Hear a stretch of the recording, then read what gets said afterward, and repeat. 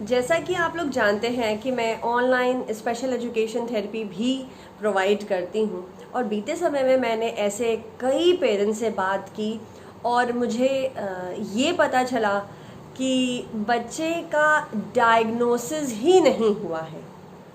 Means the child has never ever been diagnosed.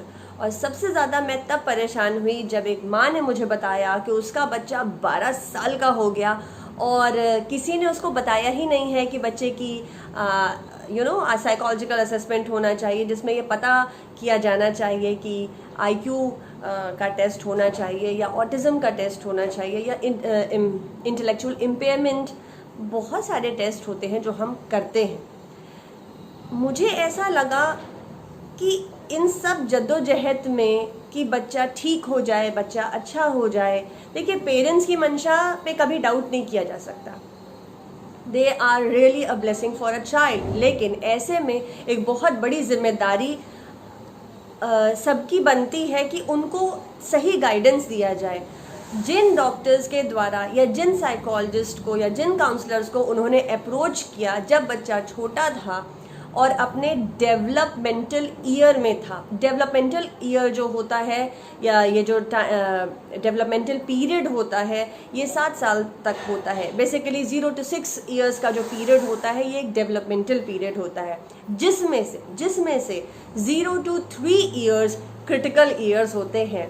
ऐसी बहुत सारी रिसर्च स्टडीज़ हैं जो ये प्रूव करती हैं, सिद्ध करती हैं कि अगर हमने बच्चे का इंटरवेंशन 3 साल से पहले स्टार्ट कर दिया है तो बच्चा ऑप्टिमम इम्प्रूवमेंट दिखाता है। ऐसा नहीं है कि आपका बच्चा 3 साल से ऊपर का हो गया और आपने थेरेपीज स्टार्ट की तो आपको फ़ायदा नहीं होगा। नहीं, बच्चा अभी भी अपने डेवलपमेंटल पीरियड में है, डेवलपमेंटल ग्रोथ के टाइम में है, वो 7 साल से छोटा है। इसीलिए आप जब किसी भी अनुभवी थेरेपिस्ट से मिलते हैं, अनुभवी साइकोलॉजिस्ट से मिलते हैं, तो वो आपको ये बार बार विश्वास दिलाने की कोशिश करता है कि आप इस टाइम को ज़ाया ना करें, बर्बाद ना करें, वेस्ट ना करें। तो मैंने सोचा कि मैं अपने स्तर से क्या कर सकती हूँ उन तमाम पेरेंट्स के लिए जिनको बहुत सारी बहुत सारे डाउट्स होते हैं और बहुत सारी चीज़ें क्लियर नहीं होती। आज की वीडियो में मैं आप सब लोगों से जो कॉमन मिस्टेक्स पेरेंट्स कर जाते हैं मैं उनको डिस्कस करने वाली हूँ। Those who are new to my channel, I welcome you. This is a special educator Pooja Prakash from centre for special education Allahabad. Welcome to my channel learning for all. देखिए, बच्चे में कुछ दिक्कत आ रही है, उसको कोई डिफ़िकल्टी है या बच्चा हमारा पीछे है, ये बात सबसे पहले यकीन मानिए माँ और पिता को सबसे पहले पता होती है। सबसे पहले उनके अंदर मन में कहीं ना कहीं ये होता है। अच्छा, ये तब होता है जब वो अपने बच्चों को लेके कहीं बाहर जाते हैं, पार्क में जाते हैं, पब्लिक प्लेसेस में जाते हैं, शॉपिंग मॉल में जाते हैं, रेस्टोरेंट में जाते हैं, रिलेटिव्स फ्रेंड्स के पास जाते हैं, तो उनको लगता है कि अरे ये तो 2 साल का 3 साल का बच्चा ये चीज़ें कर रहा है, लेकिन हमारा बच्चा ये चीज़ें नहीं कर पा रहा है। अब इस चीज़ को मन में रखकर, जहन में रखकर वो घर आते हैं। लेकिन जब वो घर आते हैं तो वो अपने आप को ऐसे समझाते हैं, ठीक है हर बच्चे का अलग डेवलपमेंटल प्रोसेस होता है। कुछ बच्चे ज़्यादा टाइम लेते हैं, तो शायद मेरे बच्चा थोड़ा ज़्यादा टाइम ले रहा है। लेकिन वो कॉमन मिस्टेक क्या करते हैं, that they get into the trap of denial. वो डिनाइंग स्टेट में आ जाते हैं कि नहीं कहीं कोई दिक्कत नहीं है, सब बिल्कुल दुरुस्त है, ये थोड़ा सा ऐसा लग रहा है, बच्चा छोटा है, कोई बात नहीं, आगे चल पड़ेगा। तो सबसे पहला तो वो जो गड़बड़ हो जाती है वो अपने ही स्तर पे हो जाती है, उसके लिए हम किसी को ब्लेम नहीं कर सकते, वो है डिनायल। दूसरी जो एक बहुत कॉमन मिस्टेक मैंने बीते 10-12 दिनों में जो फेस की है, दैट इज़ पेरेंट ने ऐसे मुझे कई सारे पर्चे भेजे जिसमें डॉक्टर के द्वारा बहुत कुछ लिखा हुआ है, कुछ दवाइयाँ भी लिखी हुई हैं, कुछ टिप्स एंड ट्रिक्स भी दिए हैं, कुछ मेथड्स भी बताए गए हैं, और कहीं कोने में लिख दिया गया है ASD। मैं फिर से रिपीट कर रही हूँ, कोने में कहीं कॉर्नर में एक जगह लिख दिया गया है डॉक्टर के पर्चे पर ASD। राइट, या कहीं लिख दिया गया है डिलेड। लेकिन किस आधार पर ऑटिज्म लिखा गया है, किस आधार पर डिलेड लिखा गया है, और उसके बाद कौन से वो स्टैंडर्डाइज्ड प्रोटोकॉल्स हैं या स्ट्रैटेजीज हैं जिनको रिकमेंड किया गया है। देखिए पेरेंट्स, कोई भी एजुकेटर या कोई भी डॉक्टर नहीं लिखता है कि आपके बच्चे को ऑटिज्म है या इंटेलेक्चुअल इम्पेयरमेंट है या जो तमाम तरीके की दिक्कतें होती हैं कि बच्चा ADHD है या हाइपर एक्टिव डिसऑर्डर है या अटेंशन डेफिसिट है या उसको लर्निंग डिफ़िकल्टी है। उसके लिए बाकायदा साइकोलॉजिकल असेसमेंट होता है। यहीं पर दूसरी सबसे बड़ी चूक हो जाती है कि वो डॉक्टर के बताए हुए कुछ कदमों पर चलते हैं, लेकिन चूंकि उनको ही कहीं ना कहीं ऐसा भी महसूस करती हूँ कि पेरेंट की गलती नहीं है। अरे भाई, उसको बताया ही नहीं क्या है, एक बार बता के तो देखो। वो सबसे पहले बिल्कुल पेरेंट्स तो हर तरीके से तैयार होते हैं कि मेरा बच्चा मैक्सिमम लेवल पे अच्छा हो, अच्छे तरीके से परफॉर्म करे। मैं ये मान ही नहीं सकती कि आप किसी पेरेंट को सही गाइड करो, सही राह बताओ और वो ना माने। नहीं, कहीं ना कहीं हम बता ही नहीं पाते हैं। तो मैं आज आपको बता रही हूँ कि आपको अगला स्टेप ये करना है कि अगर आपका बच्चा छोटा है, आप डिनायल स्टेट में ना रहें। तुरंत इस चीज़ को एक्सेप्ट करें कि हाँ, कुछ दिक्कत आ रही है, बच्चे को तो कुछ डिफ़िकल्टी वो फेस कर रहा है। एक बात। दूसरी बात, तुरंत एक चाइल्ड साइकोलॉजिस्ट से कंसल्ट करें और उससे जो डिफरेंट स्केल्स होते हैं जिनके थ्रू पता चलता है कि बच्चे को ऑटिज्म है या नहीं है। 3 साल से जो कम बच्चे होते हैं उनको भी पता चल जाता है कि क्या वो स्पेक्ट्रम में आ रहे हैं, नहीं आ रहे, हाई रिस्क है या नहीं है, रेड फ्लैग्स है या नहीं है। तो आप चाइल्ड साइकोलॉजिस्ट से संपर्क करें। तीसरी सबसे बड़ी बात, कई बारी ये ऐसा भी होता है कि ये पेरेंट्स जो डिनायल स्टेट में होते हैं, they just keep remain themselves in silence. वो अपने आप को छिपाते रहते हैं, अपने बच्चों को भी छिपाते रहते हैं और डायग्नोसिस नहीं करवाते हैं। इसलिए नहीं करवाते हैं कि अगर डायग्नोसिस करवा ली तो उनका जो डर है वो कहीं हकीकत में ना आ जाए। लेकिन आप लोग प्लीज़ समझिए, इसमें कोई डरने की बात नहीं है। एक बार अगर बच्चे का डायग्नोसिस हो जाता है तो उसको उस लेवल पर ट्रेन करना, इंटरवेंशन देना, उसके प्लान्स डिज़ाइन करना काफ़ी आसान हो जाता है। अगर एक बच्चे को ऑटिज्म है और एक बच्चे को इंटेलेक्चुअल इम्पेयरमेंट है, बच्चों के प्लान अलग डिज़ाइन होंगे। ऐसा भी होगा कि ऑटिज्म में अगर माइल्ड लेवल पे बच्चा है, मॉडरेट या सीवियर लेवल पे बच्चा है, तो भी प्लान्स बड़े फ्लक्चुएट करते हैं, कई सारे पॉइंट्स फ्लक्चुएट करते हैं। You need to make your child assessed in order to take the right kind of intervention. It is very important. So इसमें डरने छिपाने की कोई बात नहीं है। आपको अपने बच्चे को स्वावलंबी बनाने के लिए, सेल्फ डिपेंडेंट बनाने के लिए, समाज में एक अच्छे से खड़ा करने के लिए आपको जो कुछ करना है करिए। आफ्टर ऑल वो आपका बच्चा है। चौथी एक जो दिक्कत मैंने जो देखी है अपने कार्यकाल में, वो ये है कि generally parents choose treatment which are not scientifically backed up. तो आप ऐसे, I don't want to take names, but yes, बहुत सारे मेडिसिन्स, बहुत सारे different kind of diet products and इन सब का सहारा लेना, बहुत सारा होम्योपैथी एंड एलोपैथी में बड़ा सारा।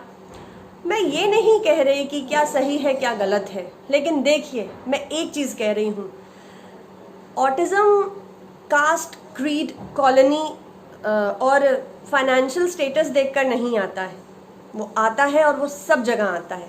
वो किसी एक ही देश में नहीं है कि वो बस इंडिया में ही आ गया है, वो पूरे विश्व में फैला हुआ है। उसको सब उससे परेशान है। तो आपको क्या लगता है, अगर इसका इलाज किसी डाइट प्रोडक्ट में है या किसी मेडिसिन में छुपा हुआ है, तो क्या उसका पेटेंट नहीं हो जाना चाहिए? लोग बाग क्या उस चीज़ को लाखों रुपए देके खरीद नहीं लेंगे, अपने बच्चे को ठीक नहीं कर लेंगे? लेकिन बनस्पत की इसके हम इंस्टेंट रिजल्ट्स के पीछे इतना ज़्यादा भाग रहे होते हैं कि जो सेफ प्रोसीजर है हम उसको कहीं ना कहीं दरकिनार कर देते हैं।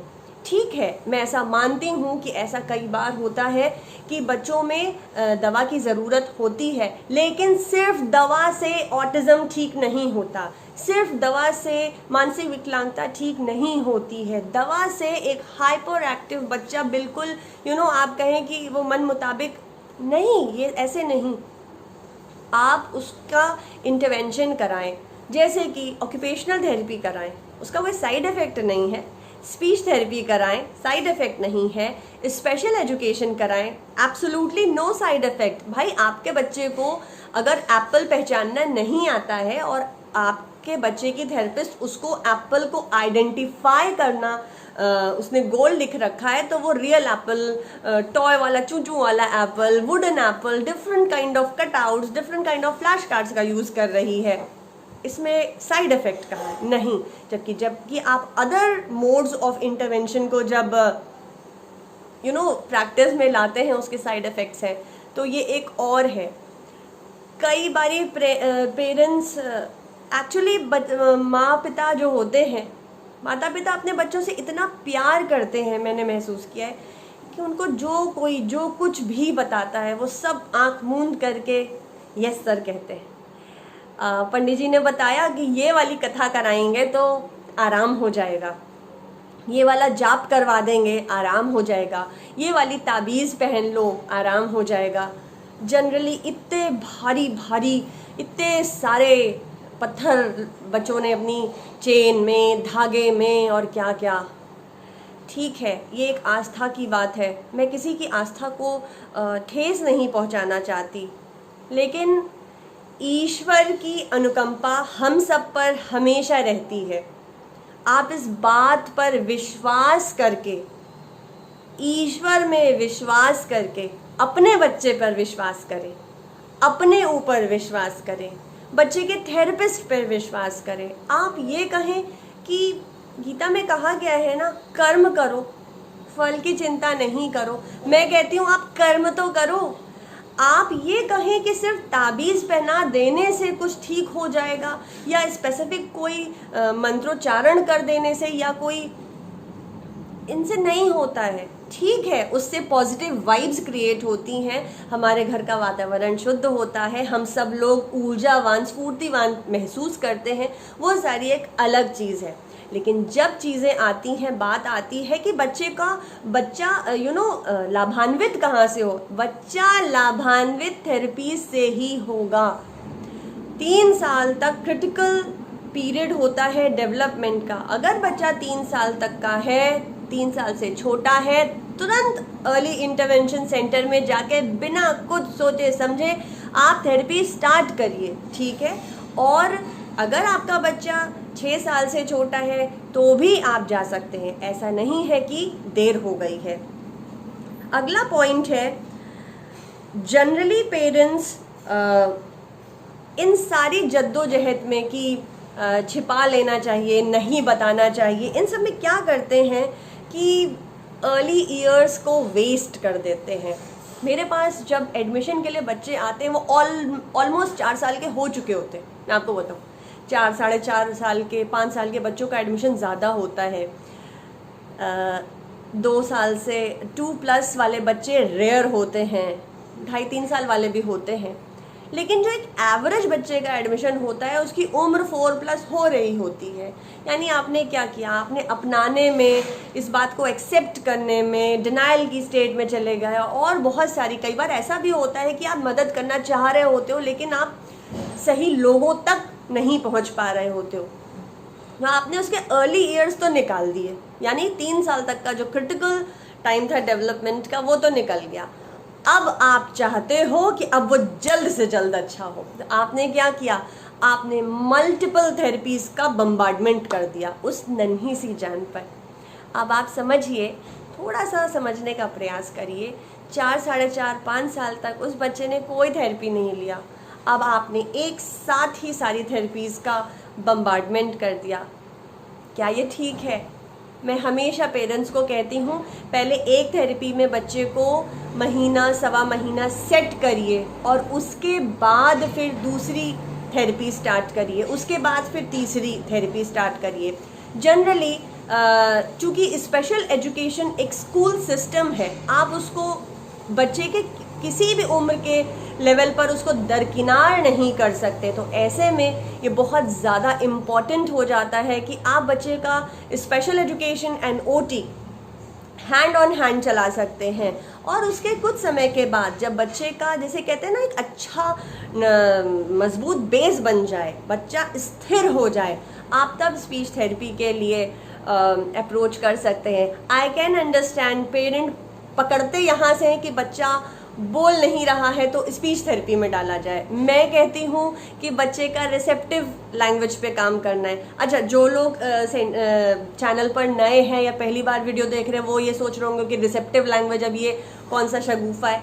भाई डिस्क्रिप्शन बॉक्स में ऑलरेडी लिंक डाल रखा है, उधर देखना, ठीक है। आपके बच्चे को स्पीच थेरेपी लेने के लिए भी डिफरेंट लेवल पर रेडी होना पड़ता है, नहीं तो आपको रिजल्ट्स वहाँ भी नहीं मिलेंगे, इमीडिएट रिजल्ट्स तो आपको नहीं मिलेंगे। आपको बच्चे को स्टेप बाय स्टेप तैयार करना है, आप ऐसे समझिए। तो एक बारी में आप सारे इंटरवेंशंस नहीं बम्बार्ड करें। एक और जो बहुत मेजर दिक्कत गलती मैं कहूँगी पेरेंट्स करते हैं, वो ये भी करते हैं कि वो परेशान होते हैं। गलती क्या, वो खुद सच में परेशान होते हैं, मैं समझ सकती हूँ। उनको लगता है कि बस बच्चे को इंस्टेंट रिलीफ कहीं से मिल जाए, और उस इंस्टेंट रिलीफ को प्रोवाइड करने के चक्कर में वो जल्दी जल्दी थेरेपीज चेंज करते हैं। फॉर एग्जाम्पल, उन्होंने कहीं स्पेशल एजुकेशन स्टार्ट किया, ओटी स्टार्ट किया, या स्पीच थेरेपी या कोई भी थेरेपी स्टार्ट की, वहाँ रिजल्ट थोड़ा सा महीने 2 महीने में भी रिजल्ट नहीं मिला, they are going to switch. ठीक है, थोड़ा सा ठहरिए, थोड़ा सा संभलिए, डिस्कस करिए, मिल के प्लान करिए। जो मंथली गोल्स डिज़ाइन हो रहे हैं उनमें अपनी सहभागिता रखिए, भागीदारी रखिए। हमेशा सबसे पहला टारगेट आपका होना चाहिए कि बच्चा सेटल हो, बच्चा अपने थेरेपिस्ट के साथ दोस्ती करे। दोस्ती करना ज़्यादा ज़रूरी है। एक बार यार दोस्ती हो गई फिर तो बड़े बड़े काम आसान हो जाने हैं ना। तो आप पहले ये देखिए कि क्या बच्चा घुल मिल रहा है। दूसरी और बड़ी सारी बातें जो मैं अपने पिछले कई वीडियोस में कह चुकी हूँ, हमेशा उन्हीं सेंटर्स को अप्रोच करिए जो आपको ट्रेन करे। ठीक है, आजकल कोविड टाइम चल रहा है एंड कोविड प्रोटोकॉल्स को फॉलो करते हुए कई बड़ी सेंटर्स पेरेंट्स को अंदर अलाउ नहीं करते हैं। That is all fine, but there should be a transparency. No therapy behind closed door is a new slogan which is going on these days, and we all have to understand its importance. बंद दरवाज़ों के पीछे कोई therapy नहीं होती है। Parent की सहभागिता बहुत ज़्यादा इम्पॉर्टेंट है। जब भी कोई गोल प्लान करिए तो सबसे पहले उसकी मुश्किलात के जो स्तर हैं, जो लेवल्स हैं, उनसे स्टार्ट करना है।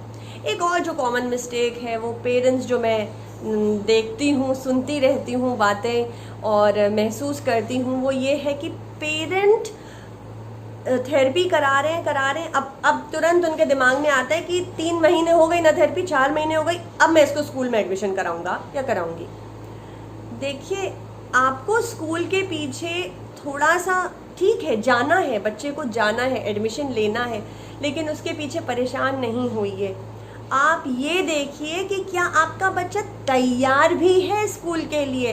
महज कुछ चंद नाउन्स को, प्रीपोजिशंस को, वर्ब इंस्ट्रक्शंस को हाथ में लेके आप बच्चे को स्कूल सेटिंग में बिठा देंगे। आपके बच्चा क्या टॉयलेट ट्रेंड है? क्या आपके बच्चे को ये कम्युनिकेट करना आता है कि उसको प्यास लगी है? उसको क्या खाना खाना आता है? क्या उसको अपना टिफ़िन बॉक्स खोलना आता है? ऐसी बड़ी सारी छोटी छोटी सी चीज़ें हैं। पेरेंट्स को लगता है कि 3-4 महीने हो गए हैं, 5 महीने हो गए हैं, चलो अब हम स्कूल में डाल देते हैं, अब तो गाड़ी निकल जाएगी। Always remember my dear parents that the teacher who is available in the classroom is not at all a special educator. मैंने हमेशा कहा है, स्पेशल एजुकेटर या स्पेशल एजुकेशन की इम्पोर्टेंस को किसी भी लेवल पर दरकिनार नहीं किया जा सकता। आपको इस बात का बिल्कुल एहसास होना चाहिए कि वो जो एजुकेटर है, she is a general educator, जिसको एक साथ गिरी हालत में 20 से 25 बच्चों को अपने क्लास में हैंडल करना है। ऐसे में जब इस बच्चे को इतना सेंसरी ओवरलोड हो रहा है डिफरेंट सेंसरी इनपुट से, वो टेक्टाइल भी हो सकता है, वो विजुअल भी हो सकता है, वो काइनेस्थेटिक भी हो सकता है, वो ऑडिटरी भी हो सकता है, तो उस टीचर को उस सिचुएशन को संभालना नहीं आता है। और ऐसे में जब आप बच्चे का फीडबैक लेने के लिए या पीटीएम्स में या छुट्टी के समय जाते हैं तो उनकी कंप्लेंट्स की लॉन्ग लिस्ट होती है। अब ये लॉन्ग लिस्ट लेके आप फिर वापस से उसी एजुकेटर के पास आ रहे होते हो। आपको ये समझना है कि हमको इसे फिक्स कैसे करना है। हमको इसको फिक्स करने के लिए पहले बच्चे को स्कूल के स्तर पे तैयार करना है। महज ABCD आ जाने से, व्यंजन या स्वरमाला आ जाने से, या 1 2 3 4 आ जाने से, या फ्रूट्स वेजिटेबल के नाम या पहचानना आ जाने मात्र से बच्चा स्कूल के लेवल पर मैं रेडी नहीं मानती हूँ। ऐसी बहुत सारी तैयारियाँ होती हैं जो स्कूल भेजने से पहले करनी पड़ती हैं। होम प्लान्स में उसको लगाना पड़ता है, उसको अचीव करना पड़ता है। बहुत सारे एडियल्स हैं जिनको हमें अचीव करने पड़ते हैं, तो आप इस बात को भी ध्यान में रखें। एक और बात है कि जब हम किसी भी एजुकेटर को अप्रोच करते हैं या किसी भी थेरेपिस्ट को अप्रोच करते हैं तो हमारा बहुत ज़्यादा ध्यान होता है एकेडमिक्स पे कि मैम इस बच्चे को अभी तक ABCD नहीं आ रहा है, मैं इतने दिन से सिखा रही हूँ, या इसको 1 2 3 4 मैं याद करा करा के हार गई, इसको 1 2 3 4 नहीं आ रहा है। अरे प्यारी नन्ही सी जान को सबसे पहले फंक्शनल स्किल सिखानी, ठीक है? क्या सिखानी है? Functional skill. सबसे पहले तो ये सिखाए ना कि भाई बोतल खोल के पानी कैसे पिएंगे, अपनी बायोलॉजिकल नीड्स को कैसे पूरा करेंगे। टॉयलेट आ रही है तो हाउ आई कैन कैसे मैं वॉशरूम यूज़ करूँ, वॉशरूम यूज़ करने के बाद क्या करूँ, पैंटी क्या ऊपर नीचे करना आ रहा है, टॉयलेट करने के बाद फ्लश करना आ रहा है, हैंड वॉश करना आ रहा है, लिक्विड हैंड वॉश को पंप करना आ रहा है, रब करना आ रहा है, नल खोलना आ रहा है। अरे बहुत सारे फंक्शनल स्किल हैं भाई, हमको वो पहले टारगेट करने हैं। देखिए, कोई भी एजुकेटर को जब आप अप्रोच करते हो या आप बच्चे का एडमिशन लेते हो, वो हमेशा कॉम्बिनेशन प्लान तैयार करते हैं। पहले कुछ समय में वो कॉग्निटिव स्किल्स पर ध्यान रख रहे होते हैं, उसके साथ साथ वो होम प्लान में, जैसे मैं अपने यहाँ करती हूँ कि मैं एडियल्स हमेशा लगा के रखती हूँ, क्योंकि अगर आपने सिर्फ कॉग्निटिव प्लान्स पर ही आप काम करते रहे और बच्चा अपने निजी जीवन में पेरेंट के साथ एक सहभागी स्थिति में नहीं है रिस्पॉन्सिबिलिटी उठाने के लिए, इट्स ऑल इन वेन। आपके बच्चे को अगर स्पून से खाना नहीं आता है तो अगर आप अपने ओटिस्ट के पास जाते हैं तो आप उनके साथ फाइन मोटर एक्टिविटी के साथ जो कर रहे हैं, ग्रॉस मोटर एक्टिविटी पे जो कर रहे हैं, वो सब बहुत अच्छा है, लेकिन एडियल ज़रूर उठवाइए, एडियल्स के गोल ज़रूर लगवाइए। कौन से एडियल्स पे काम करें, उन एडियल्स की टास्क एनालिसिस क्या होनी चाहिए, वो कैसे टूटेंगे, कैसे उठेंगे और कैसे लगेंगे, राइट? आप इन सब चीज़ों का बहुत ध्यान रखें, बहुत ज़्यादा। आई होप ये वीडियो आप सभी को बहुत हेल्पफुल प्रूव होगा। मेरी हमेशा से कोशिश रहती है कि मैं कुछ ऐसा कंटेंट, ऐसा मुद्दा डिस्कस करूं जिससे मैक्सिमम सोसाइटी में अवेयरनेस आए, पेरेंट्स को पता चले वो कहाँ गलती कर रहे हैं, कहाँ सही हो रहा है, किस तरीके से चलना चाहिए और कैसे हम इन मुश्किल राहों पर चलते हुए नई मंजिलों को पा सकते हैं। मैं आपको इसी के पार्ट 2 वीडियो में मिलती हूँ, जिसमें मैं और भी कई सारे ऐसे पॉइंट्स डिस्कस करना चाहूँगी जो हम अनजाने में ही गलती कर देते हैं। आप इसे दूसरे पेरेंट्स को भी शेयर करें। लाइक और सब्सक्राइब, अब मैं बड़ा अजीब लगता है, please like and subscribe to my channel learning for all. वो सब करो ना करो, उससे मुझे मतलब ज़्यादा नहीं है, भैया शेयर ज़रूर करो। हर पेरेंट बहुत सफ़र करता है। There are so many parents I have come across जो अकेले में साइलेंस में सफ़र कर रहे होते हैं। हमें एक ऐसे सशक्त समाज का निर्माण करना है जिसमें हम दूसरों के दुख बांट सकें, कोई अकेले में नहीं परेशान हो। और ये इस समाज का निर्माण हमें इसलिए करना बहुत ज़रूरी है क्योंकि भावी पीढ़ी जो हमारे बच्चे हैं वो इसी सोसाइटी का, इसी समाज का हिस्सा होने वाले हैं। तो आप शेयर करिए, मेरे लिए वही बहुत बड़ी बात होगी। Thank you so much. मैं आपको मिलती हूँ अपने एक नए वीडियो में नए कंटेंट के साथ। Till then, happy parenting.